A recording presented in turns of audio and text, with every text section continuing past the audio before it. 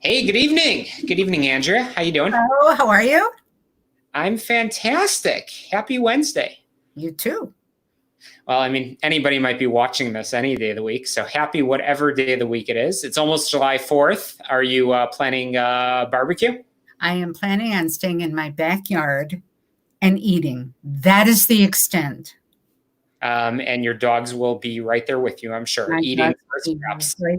Yeah, and my husband, and we're very lucky to have a nice backyard. And in these times and days, thank God. Indeed. So I can't believe it. We're already in July. Mhm. July, that means that half of the year has basically been robbed from us.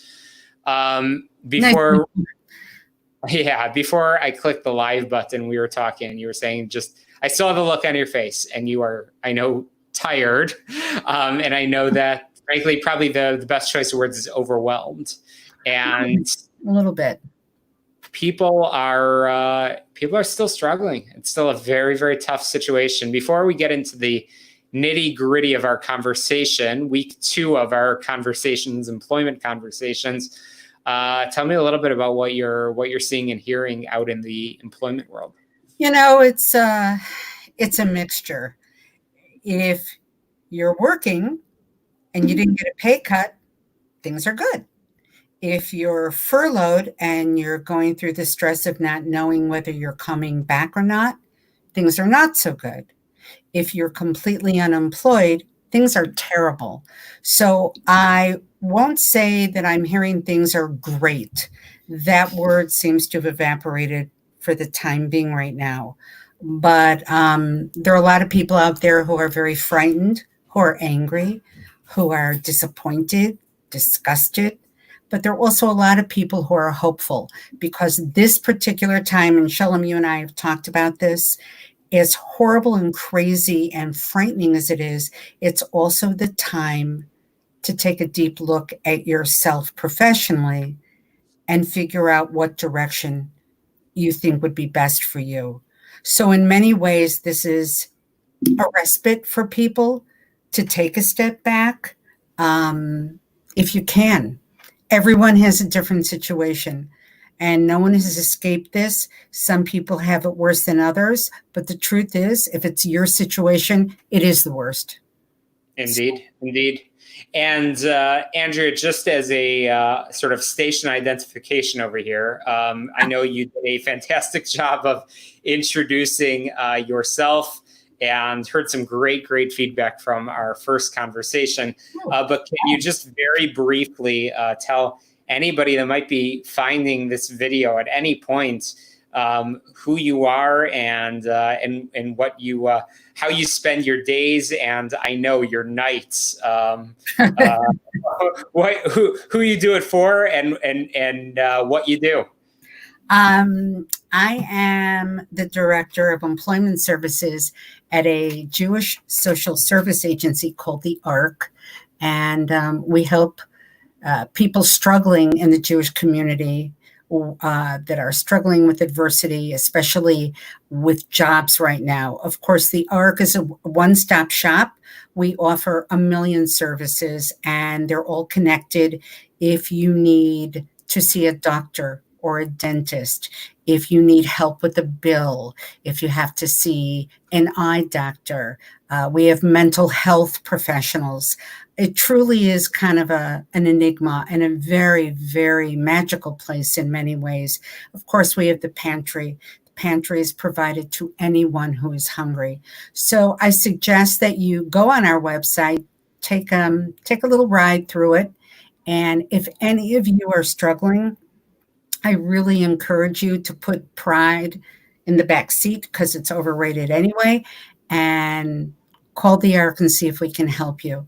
I'm fairly confident that we will be able to. People who were making very, very good salaries and finding themselves unemployed, they now are turning to the ARC as well. I just want to say that we do have 2 locations, one in West Rogers Park. We also have a very big clientele in Northbrook. So do not hesitate to call and ask for the help that you have earned.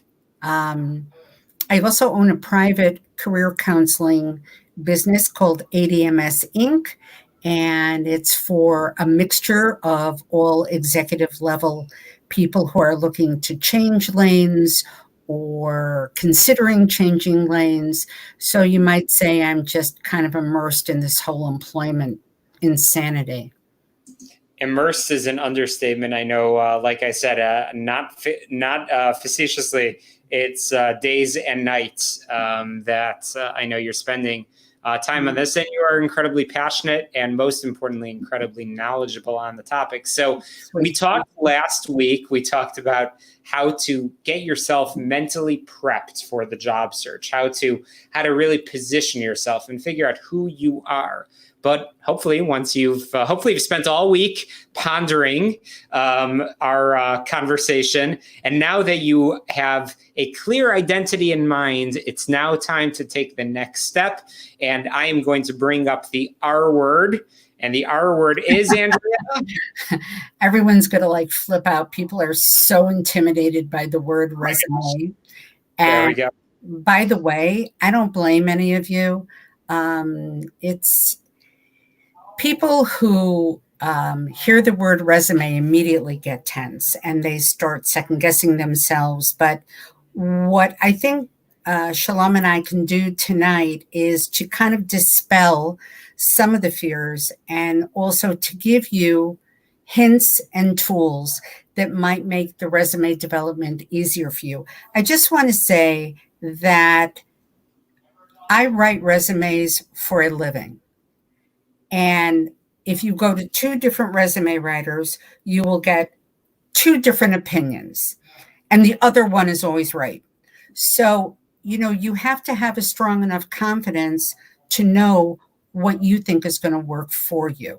If you attempt to write your own resume, which is something that, and I think Shalom will agree with me very strongly here, it's very difficult. I have never written my own resume. Which is kind of an embarrassment, I guess.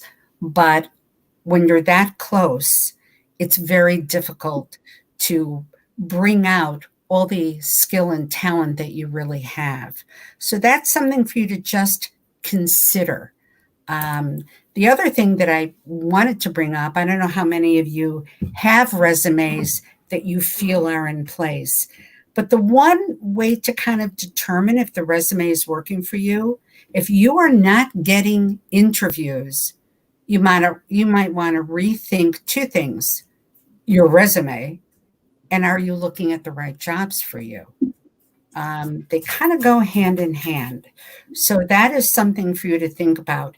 If you are getting bites on your resume and still not getting the offer, it very well could be something is going awry in your interviewing, or it might be a salary issue or something of that nature. So it's complicated.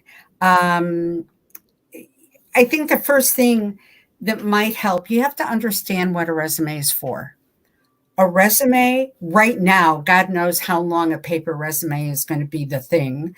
It may be on its way out because everything is changing. But a resume is not a laundry list. It's a marketing tool. It's probably one of the more major marketing tools, that and LinkedIn. And we will get to LinkedIn, maybe not tonight, but LinkedIn is also a huge part of presenting who you are, because it is really the first thing. That and a cover letter. And by the way, do not diminish the importance of a cover letter. A lot of people say, oh, no one reads them. How do you know? I've never understood that. How do you know what they read and don't read? A cover letter is crucial. We'll get into that in a minute.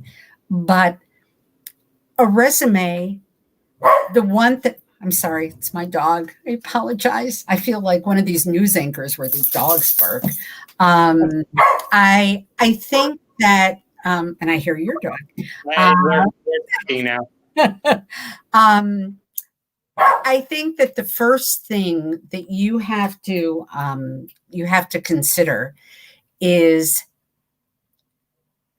when you present, it is the perception of the reader and not the perception of the writer that is going to get you the interview. Perception is what it's all about. And if you don't make your resume about them, meaning the job that you're applying for, you're going to lose ground very quickly. When someone opens a resume, and by the way, a resume will get about 10 seconds of read if you have not engaged the reader. So you have to have that snapshot be so clear and so concise and so strong. Otherwise, it goes into the round file. What do you think?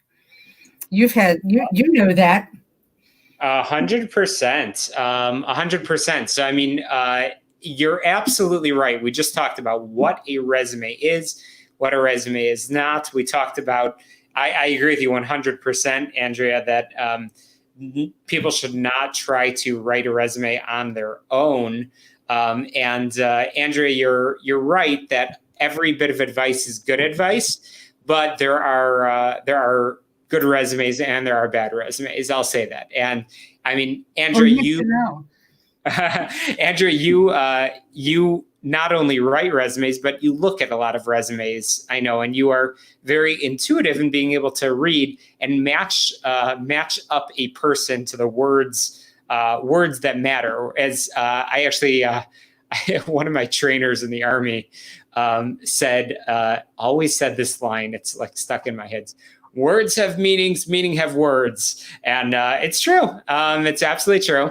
And with your resume, there's a lot of advice, and a lot of it is sometimes going to conflict with each other. Some people will say, your resume should be 1 page max. Well, yeah. Some people say take 2 or 3 and include all of your experiences. Some resume writers will say, write a quick summary highlighting your personality and experience or your objectives. Some say summaries are an absolute waste of time. I want to get into all of those questions, but the reality is that the main thing is get started.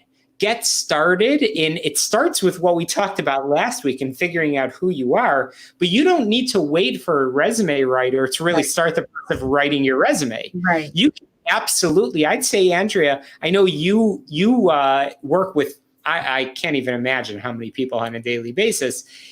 I know that from talking to you that some days you feel like a criminal interrogator trying to pull out information from people. Wouldn't it be nice if people came a little bit organized with their most recent experience, including volunteer experience? Maybe let's talk. Volunteer experience today is, I mean, that's a diamond. People really love when people have volunteered, especially, most importantly, when it's related to the job that you're going after. You know, Shalom brought up a point that I really want to talk about for a second. I mentioned earlier that resumes are not laundry lists, and that's part of the problem. When someone is desperate, whether you can feel it or not, and you oversell yourself, it shows. Not everyone is interested in every single skill you have. However, if you have skills that are applicable to the job that you're applying for, build them up, highlight them. But here's the thing, and I really, in my opinion, this is the key. If you are able to highlight skills that caused a positive result or an achievement as a result of knowing how to effectively use your skills, that's what a resume is for. If you know, by the way, no one cares if you want to take long walks on the beach or if you still like folk music. You know, that is a waste of precious space on a resume. There's plenty of time in an interview to let small things like that out. And even an interview, I would be guarded. We'll get there at some point too. The thing is, the resume, you know, people get freaked out because they're overwhelmed with so much information that's exactly what Shalom was trying to say. This one knows that, and that one knows this, and everyone's an expert. No one's an expert. But I think you should get as much information as you can and then make informed decisions. I think that cuts down on the feeling of being overwhelmed. It cuts down on not knowing what direction to go into. The thing is that there are a million different kinds of resumes. So that's a whole different set of stress. Should I use a functional resume? Should I do chronological? Should I do a narrative? Should I do this? Should I do that? I have my favorites. And the reason I have my favorites is that the people that I write resumes for, the ones that get placed, I know it worked. So it's a crapshoot, my friends. I mean, that's just really what it is. But you don't stay with one style if it's not working for you. You don't say, I don't understand. They're not answering me. Well, they're not answering you because you're not the right fit. You haven't sold yourself in the right way. By the way, go ahead. A good resume leads the door to a callback. And a callback leads to an interview. And so pretty much, hopefully, anybody that's viewing this is picking up a theme over here as we're trying to walk you through the process of from start to finish. Probably we're never going to finish this series because it never ends. It doesn't. The reality is that we hope that anybody that might be watching this, hopefully between week 1 and week 2, you've already landed a job.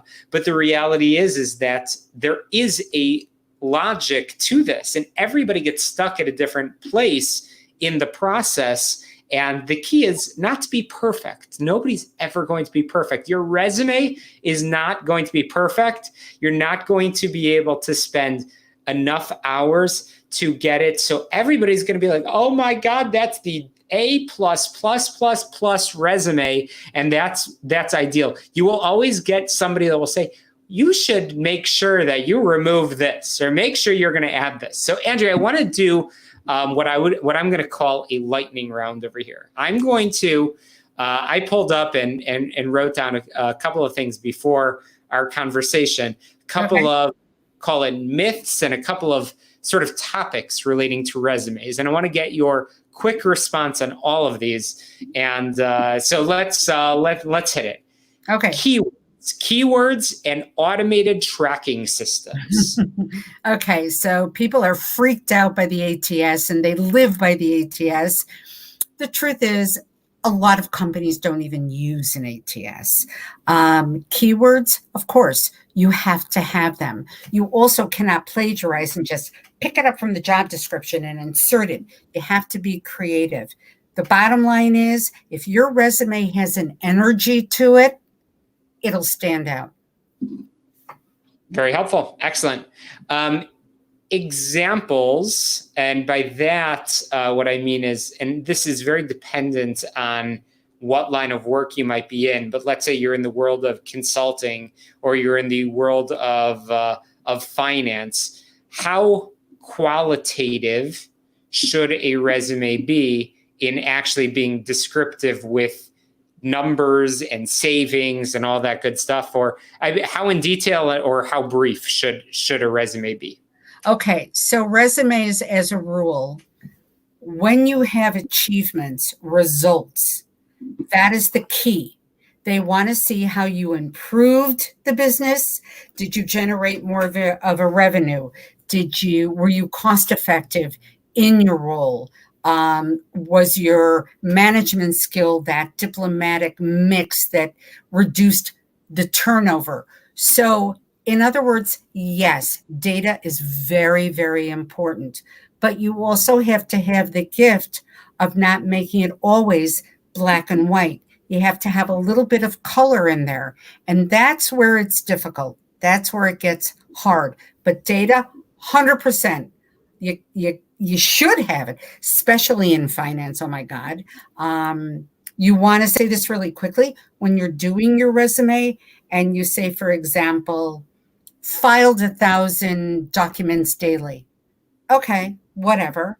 But if you say that in your head and then you have the ellipsis and you say resulting in, what did that filing do for the business? What did that filing do for your supervisor? Start thinking in that direction. And I guarantee you, you will shock yourself in terms of how much you've done for a company and you've just kind of taken yourself for granted. Okay, font and font size. Oh my God. Okay. So, I like just very plain font. I'm also at a certain age where I appreciate a larger font, but you don't want a 20-point font. 11, 10, between 10 and 11. And it really depends. You want to try and have pages really end. You don't want to have a sentence running on to the second page. This is cosmetic stuff, which comes at the very end of writing your resume. Don't worry about the cosmetics until you're done. And then we can always play with it. It's not that big of a deal.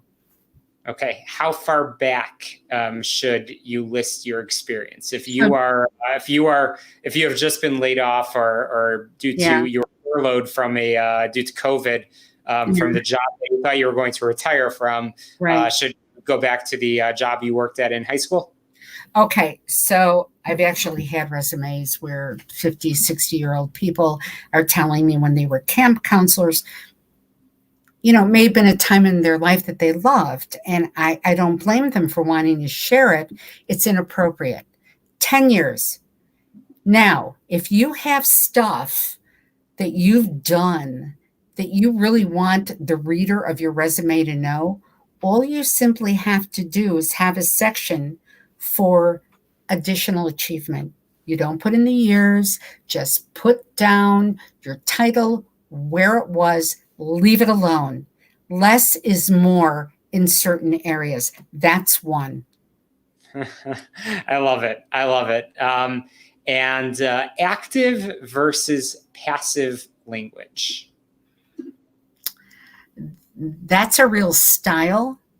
And, if you keep punching someone in the head, eventually they're going to get a concussion, they're going to get a headache, and they're going to go, why am I still sitting here? If you are able to combine language is my thing. I mean, I love wordsmithing. The thing is, you have to know who you are engaging. And once you have an idea, I'm not saying personally, I'm saying you look at that job description, you look at what the demands are, and you use language that makes you the right fit without going over the top. Again, as I said earlier tonight, when you're a little nervous and you really want everyone to know that you can do A, B, C, D, E, F, G plus H and I, you overtalk it. You oversell yourself. Confidence comes when you're able to just kind of go, I'm able to do that without a problem. So it really depends on presentation a lot. And presentation, not only in an interview, which is a very different ball game, it's your presentation on paper. By the way, don't get all cutesy unless you're in graphic arts or if you're in some creative area. Just get to the point and don't have the reader look, wait, where's their email? Where's that? Just like it's common sense. It should be clean, concise, strong, in their face without hurting them. That's basically it. So this next one is definitely not a quick hit because it is such an important topic, which is having different versions of your resume for different jobs that you are applying to. I mean, I can tell you, I have seen resumes that have come to me combined with a cover letter, which have been so inappropriate, which have been like so not the right resume, so not the right version. I mean, you would think it's common sense, but Andrea, nothing is common sense. So let's talk about it. Is there a one size fits all resume? Does that exist? Absolutely not. Now, that being said, for you to rewrite 15 different resumes is a complete waste of time. You have to establish what areas you're looking into to secure work. So let's say your sales. Let's just use that as an example.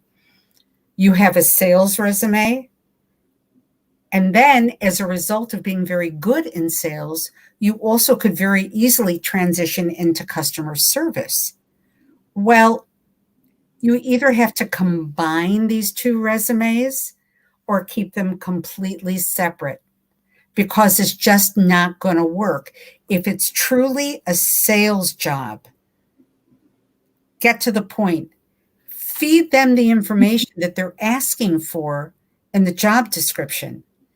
Your cover letter becomes that peripheral tool that says, as a result of being, a stellar sales associate, my customer service skills have been honed exponentially. So you're letting them know I can handle just anything. Again, having your mind think that way it's not so easy. But Shalom is right. I have read so many resumes that I go back and I read it a second time because I'm not sure if I read it right the first time. You have to be targeted. You must be focused. Otherwise, they're going to look at this and say, okay, she's a nut job, and you will not be selected for an interview. Cover letters, by the way, and I don't mean to drag that out, but it's a wonderful place to kind of let snippets of your personality come out. You don't address what is in your resume in your cover letter. It is then called the Department of Redundancy Department. Don't do it. You have to find something else to bring to their attention where you look at them, and this is the reaction you always want. You don't want someone saying, oh my God, oh my God. What you really want is someone to go, That's the best reaction you will ever get.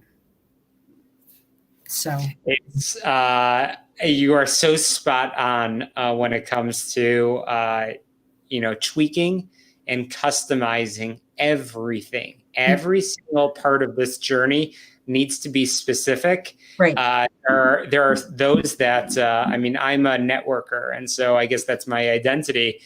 People reach out to me all the time, and I could tell within about 0.2 seconds when somebody's sending me a note that they have sent to 900 other people. I just don't prioritize it.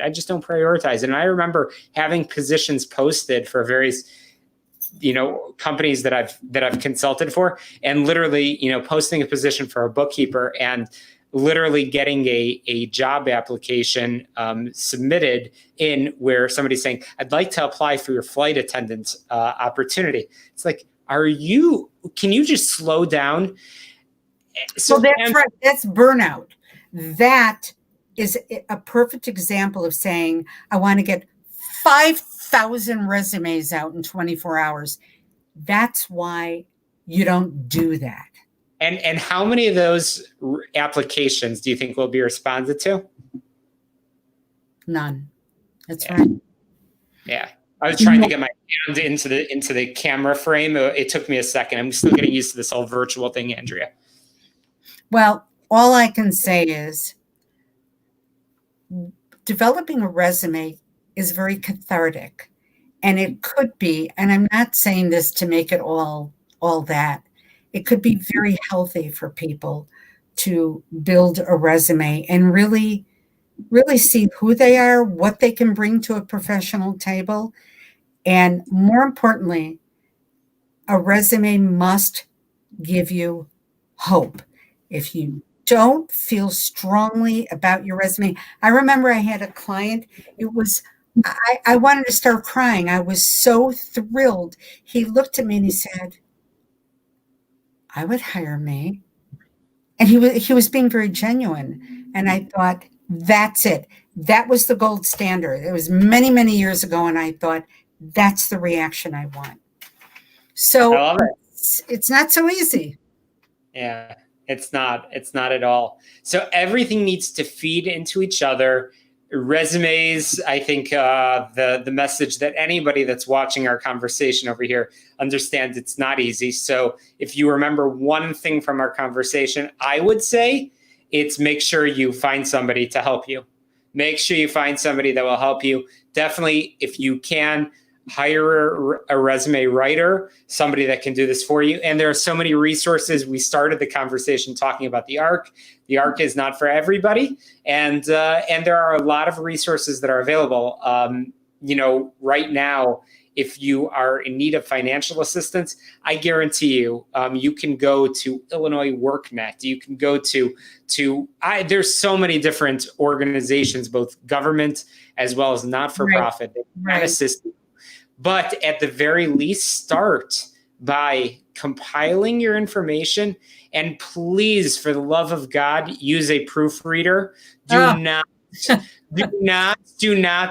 submit. When you apply for a job, okay, Andrea, I want to go here for a couple of minutes, and we're going to start to wrap up our conversation. But you have one shot at making a first impression. First impressions, I always thought, and I'm young, but I always think first impressions okay. Out and about in person. Who knew COVID and who knew that we would be in this situation? So the reality is that people are not going to networking events in person. Your first impression is going to be online.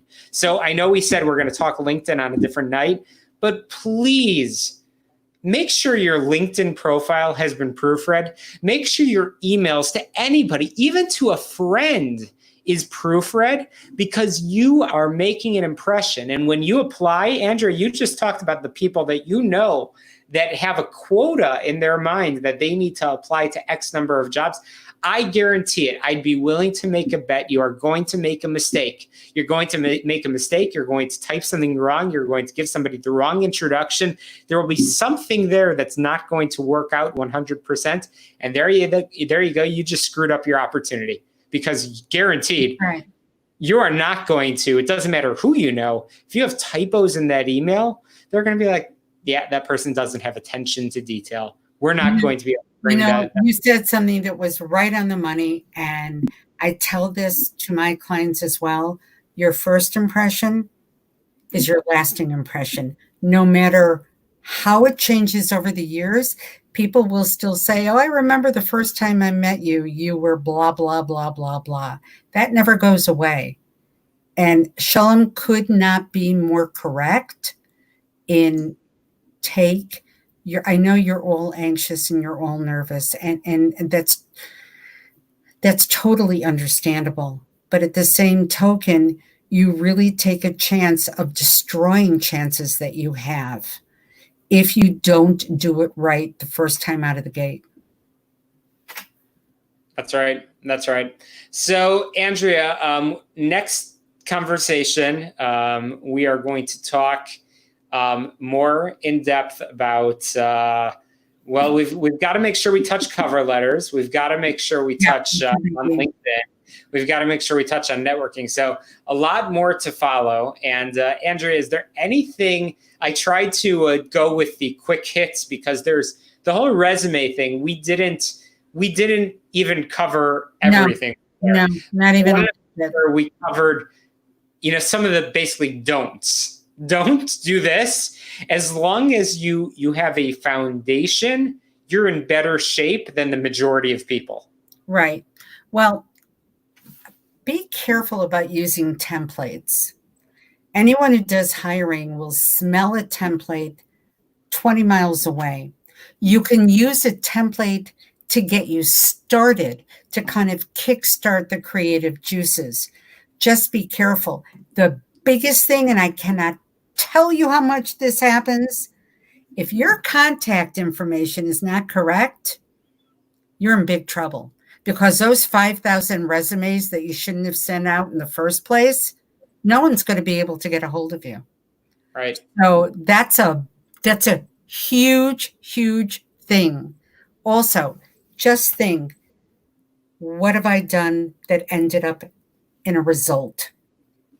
If you start thinking that way, you will slowly start to grow, and the content, the copy will come a little bit more easily.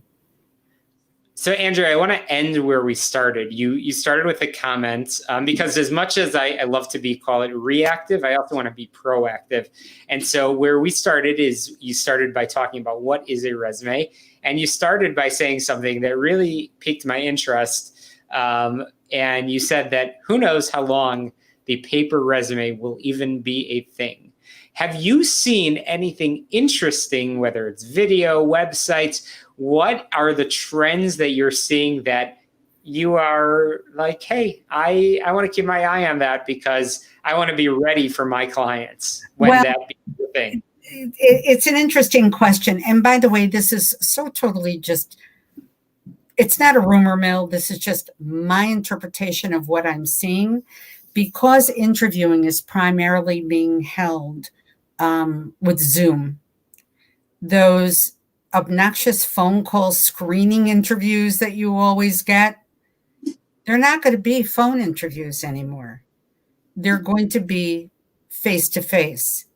And eventually, that phone interview is going to be the resume, because they are going to ask the questions that would have been answered in a written piece. That's how I see it. I don't see it happening within the next 2 or 3 years. 5 years, I would not be surprised if the paper resume was gone. But well, you would know. You are the expert. I'm not an expert, but you are the resume guru, career counselor extraordinaire, Andrea Storz. Andrea, it's a pleasure. It's fun. It's always fun having these conversations. It is fun. Feedback. We get good feedback because it's hopefully entertaining, engaging. I hope that all this information is helpful. Let us know what you want us to cover. Let us know what challenges you are having. That way we can tweak our conversation. So this is about all of you. This is not about us, not even a little bit. This is. I enjoy talking to you, Andrea. Don't get me wrong. I'm sorry? I do enjoy talking to you on a Wednesday night. Oh, I know. It's great. Otherwise, we would never talk to each other. But we really do encourage you to let us know where the bumps are for you. If you're not getting answers, you can't move forward. And if you can't move forward, that's where trouble starts. I also just want to say, any service that you may want to get at the ARC, it's free of charge. I did not say that. I was remiss, and I encourage you. It's quite a place. Yes, indeed. arcchicago.org. We're linking to it right there. You can email Andrea Storz at arcchicago.org. Get on my website, shalomklein.com, and you can contact me there. And hey, I want to throw this one out there too. Employers, if you have been fortunate enough to employ or to have job postings, I might get a laugh out of you, Andrea, on this one. But if anybody's watching this and you have a funny story, both positive and negative, of the job applications or interesting resumes or cover letters that you've received, shoot me a note. Let me know. I'm just curious to hear, because I have heard some of the funniest stories of people that have made sometimes comical errors. And hey, listen, the reason I say comical, I don't mean to ridicule anybody. I know that this is hard.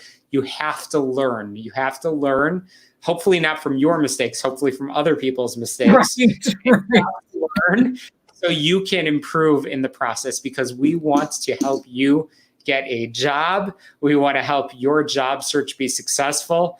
And hey, so contact us. Let us know what you think.